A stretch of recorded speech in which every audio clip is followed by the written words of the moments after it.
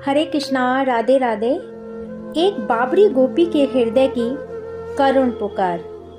मैं भली की मछली। मनमोहन, तुमको देखे हुए कितने दिन हो गए। वियोग का दुख सहते सहते निर्जीव सी हो गई, किंतु पापी प्राण ना निकले। जब तुम ही दया नहीं करते तो मृत्यु क्यों करने लगी। सुनती हूँ मरने वाले मृत्यु की राह नहीं देखते, वे स्वयं मृत्यु के पास चले जाते हैं। मैं क्यों नहीं गई पता नहीं। इस दुख से मृत्यु को भली समझकर भी मैं जीती हूँ। मछलियों को देखो, जल से बिलग होते ही तड़फ तड़फ कर मरने लगती हैं। उनकी तड़फन भी साधारण नहीं होती। वे तब तक तड़पती रहती हैं जब तक कि प्राण नहीं निकल जाते। यह भी बात नहीं है कि तड़प तड़प कर बहुत लंबे समय तक जीवन धारण करती हूँ। कुछ क्षण में उनकी तड़पन इतनी बढ़ जाती है कि बरबस शांत हो जाती हैं। जल का तनिक भी वियोग उनसे सहन नहीं हो सकता। एक मैं हूँ, तड़पती तो हूँ मैं भी, पर तड़पती भर ही हूँ। मेरी तड़पन में उतना वेग नहीं है जो दुखों से छुटकारा दिला सके। इतने दिनों से व्यर्थ ही जी रही हूँ, तो क्या करूँ। मृत्यु के पास चली आऊँ, आत्महत्या कर लूँ। नहीं, आत्महत्या महापाप है। पाप पुण्य की तो कोई बात नहीं। आत्महत्या करने से मिलेगा क्या।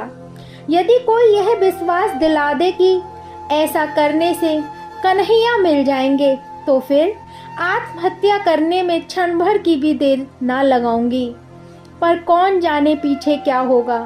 मैं समझती हूँ यदि आत्महत्या करने से श्याम सुंदर मिले तो सारा ब्रिज ऐसा कर ले, कोई भी जीवित ना मिले। किंतु इस पर संसार क्या कहेगा। मोहन की कितनी निंदा होगी। लोग कहेंगे कि उन्होंने अपने बिरह में सबको मार डाला। इस प्रकार घनश्याम मिले भी तो हमें स्वीकार नहीं। जब स्वत प्राण नहीं निकलते तो हठात मरने में क्या रखा है। यदि मछली को मूर्ख समझूं तो कैसा हो। जल से अलग होते ही तड़प तड़प कर प्राण दे देती है। तनिक भी धैर्य नहीं, तनिक भी आशा नहीं। यह भी कोई बात है। कुछ आशा रखनी चाहिए। हो सकता है कुछ समय बाद हम अपने प्रिय से मिल सकें। कुछ ही देर में अपना अंत करके अपने प्रेम में जीवन तथा प्रिय की आशा का भी अंत कर देना ठीक नहीं। जीते रहने पर प्रिय भी मिलने की आशा रख सकता है। प्राण त्याग देने से तो उसकी आशा भी टूट जाती है। चकवा चकवी रात्रि भर वियोग की आग में जलते रहते हैं, किंतु कोई भी प्राण त्याग नहीं करता। उसमें से यदि एक प्राण त्याग दे तो वह अपने प्रिय के आशापूर्ण आनंद को भी समाप्त कर जाएगा। वे नहीं मरते, अच्छा करते हैं। चकोर को 15 दिन तक चंद्रमा के दर्शन नहीं होते तो क्या वह मर जाता है। वह इसी आशा में पीड़ा सहता रहता है कि कभी तो दर्शन होंगे। पपीहा को स्वाति बूंद नहीं मिलती तो वह मर नहीं जाता, विकल होकर रटता रहता है। वह इसी आशा में जीवन धारण किए रहता है कि कभी तो मेघों का हृदय पसीजेगा। घबराकर धैर्य छोड़ दे और निराश होकर प्राण त्याग दे तो क्या पाएगा। इस दृष्टि से तो हमारा जीता रहना ही उचित है। आशा तो रहेगी। कौन जाने प्रियतम का मन कब फिरे। यदि वे आए और हमको ना पाया तो कितने दुखी होंगे। हम उनके दुख का कारण बनेंगी। नहीं, ऐसा कभी नहीं हो सकता। हम और कन्हैया के दुख का कारण बने। मैं जीती रहूंगी। मछली की नीति ठीक नहीं। मैं मछली से भली हूँ, किंतु मछली बेचारी क्या यह सोचकर मरती है कि वह बिरह दुख से छूट जाए। वह विवश है। उसका प्रेम इतना प्रगाढ़ है, इतना बेगबान है इतना पूर्ण है कि वह प्रिय का क्षण मात्र भी वियोग नहीं सह सकती। प्रेम में नीति या नियम की बात कहाँ है। प्रेम तो प्रिय का संयोग जानता है। संयोग नहीं तो कुछ नहीं। संयोग बिना आशा, धैर्य और भावी सुख की कल्पना ये सब नहीं रह जाते।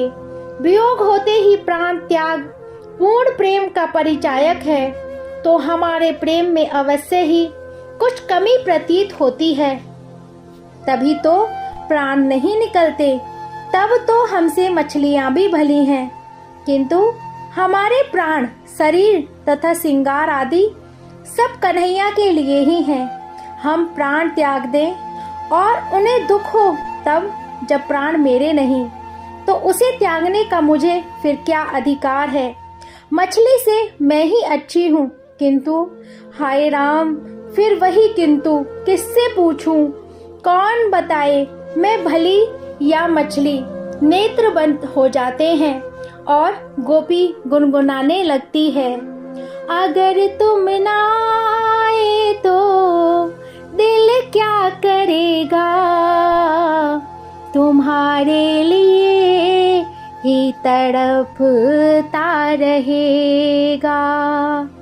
निभाना नहीं था तो पहले ही कहते, भुला क्यों दिया हमें अपना बना के। कोई शाम सुंदर से कह दो ये जाके, भुला क्यों दिया हमें अपना बना के। एक बावरी गोपी के हृदय की करुण पुकार। जय जय श्री राधे श्याम।